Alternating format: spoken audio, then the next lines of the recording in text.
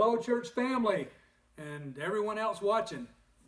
The social distancing has kept us apart, but we're looking forward to hopefully very soon getting back together. As I was thinking about our social distancing situation and the fact that for another Lord's Day we can't bodily assemble together for worship, this sobering thought flashed in my mind. It was the title and, of course, the subject of a song by Trace Adkins. You're Gonna Miss This. That's the title of it. The song tracks the episodes of a daughter's family connections from the teen years through having babies. And the song begins with the teenage girl staring out the window of their SUV as her mom is about to drop her off to school, and she's this typical teenager, just like I was, and she just can't wait to get out on her own, make her own rules, make her own money. And the chorus begins with these words: you're going to miss this. You're going to want this back. That thought struck me as I was praying and seeking the Lord for what message to bring today to share with you. And so I've titled this message, You're Gonna Miss This. Because of this global crisis, our world will again, out of necessity, make adjustments, as it has with so many other circumstances of this magnitude. Even common everyday courtesies will, at least for a while, be affected. I was at the grocery store a couple of weeks ago, and a lady had her hands full of stuff, and she dropped something, and so I instinctively turned to pick it up for her, but I stopped. And with a smile, she said, "Thank you anyway." And she understood. And what about handshaking? One of our common courtesies. It's hard to imagine a Baptist church without handshaking. With us, it's as automatic as reaching out to open a door or helping someone pick up something they dropped on the floor. With every major crisis we face, whether it's en masse or just personal, we by necessity have to make adjustments and changes that are sometimes very difficult. And have you noticed that, like that teenage girl, some of the things we have taken for granted are the very things we want back? Some of the days.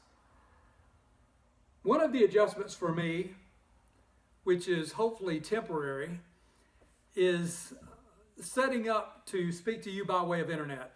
The pews are empty, and because we are not set up to follow my normal side-to-side movement of the way I preach, I have to restrain my tendencies to move around, because I like to move around some.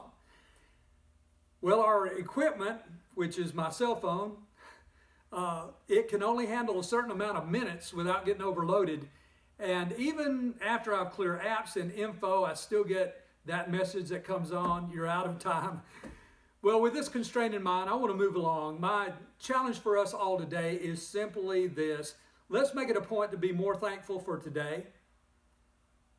Along with the frustrations and difficulties, there are innumerable blessings that can easily become out of sight and out of mind if we allow the burdens to obscure the blessings.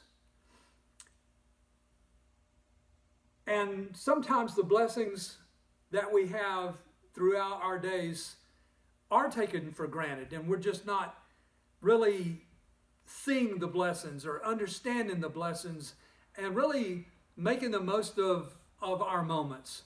So I read from Psalm 90, verse 12, "So teach us to number our days, that we may apply our hearts unto wisdom."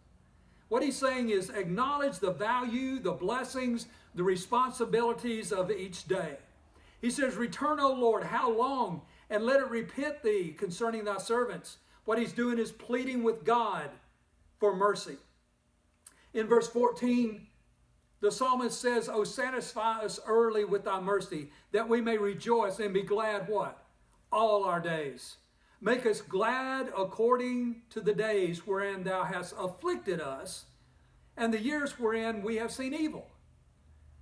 What he's saying here is, Lord, open our eyes that we may see within every day, within every situation, whether we think it's good or bad, no matter how it affects us, let's see your purpose in our situations and circumstances. Make us glad in these things by helping us to see you, Lord. Verse 16, let thy work appear unto thy servants and thy glory unto thy children. And let the beauty of the Lord our God be upon us, and establish thou the work of our hands upon us. Yea, the work of our hands, establish thou it. As I was thinking about the blessings that sometimes we just take for granted, here are a few examples of things to be thankful for on any given day. One is I woke up. And isn't that what a lot of folks a bit older than me have said to me many times? Well, I'm just glad I woke up. Well, here's another one. My alarm clock worked. That's a good one to be thankful for. Seems trivial. It seems to be maybe insignificant, but it is one of those things where, hey, we can get to work. Or my alarm clock didn't work. Can we be thankful for that on any given day? My alarm clock didn't work. But at least I had a reason to get up, and I had work. People in other places have no reason to get up at a particular time because they have no work. Just poverty, starvation to face every day in other countries, other places. So we can be thankful for the blessings that we have. What about this one? Somebody's messing with me. But you know, sometimes that's, and most of the time, I hope most of the time for nearly all of us, isn't that an exception? Somebody's messing with me. Very few people ever mess with me. It's probably the same with you. And that's a blessing. My vehicle started so I can get to the appointment on time. That's a blessing. That's something to be thankful for on any given day.